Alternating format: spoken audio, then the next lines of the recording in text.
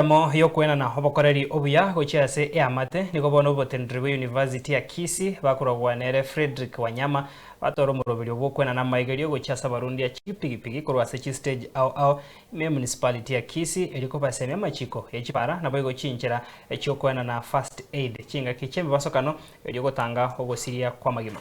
Waigo nigo babasabire chi reflector chibwate chikode chichigokonya kubamenyekania abarundia bebitaseni byabo tinya oborendi asoboncheria wa bodaboda.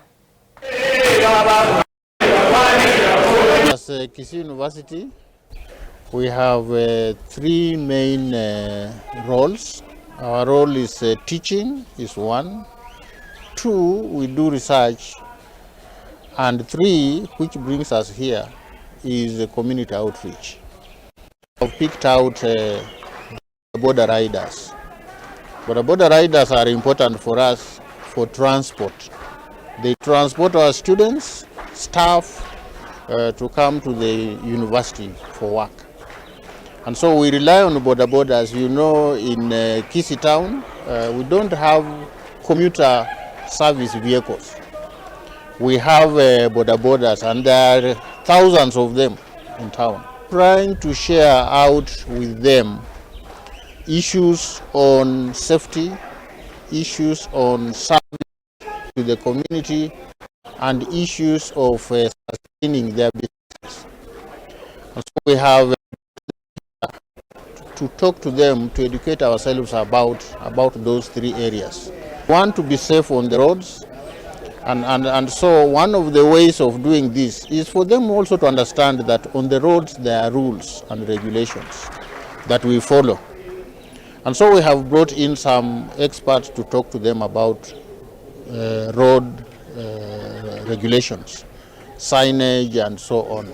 Usually the very first people at an accident scene.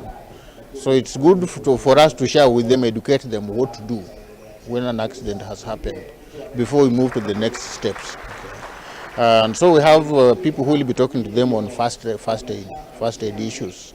They should know about boda as a business, and not just as riding around. And so they need to sustain themselves as they do the boda, and they need to balance their income so that they can sustain themselves. Shukuru sana kwa sababu siku ya leo tumeweza kupata nafasi kuja kujisomesha katika chuo kikuu cha Kisii University. And today zile maneno ambayo tumekuja kujifunza siku ya leo ni maneno ya road safety na maneno ya first aid. As we are aware, wakati ajali zinatokezea katika barabara zetu, the first responders huwa wanakuwa watu wa bodaboda. So today we are going to have a better experience to learn on how to save life. We introduced the coding system to identify our riders within a municipality. For example, hapa hivi tuko na stage code DMM20, and DMM20 inamaanisha daraja mbili main stage. The code is 20 and the specific identification number for this rider is 1676. So hii coding system inatusaidia kuhakikisha that tuko na usalama wa kutosha within Kisii municipality. So we are urging our customers outside there. So when they want to take their motorcycle, maybe they want to move within our municipality, we are encouraging our customers to look for riders who are identified for purposes of safety. Kwa siku ya leo tumeweza kujifunza ya kwamba wenye tuna provide good services to our customers ambao ni wenye tunabeba.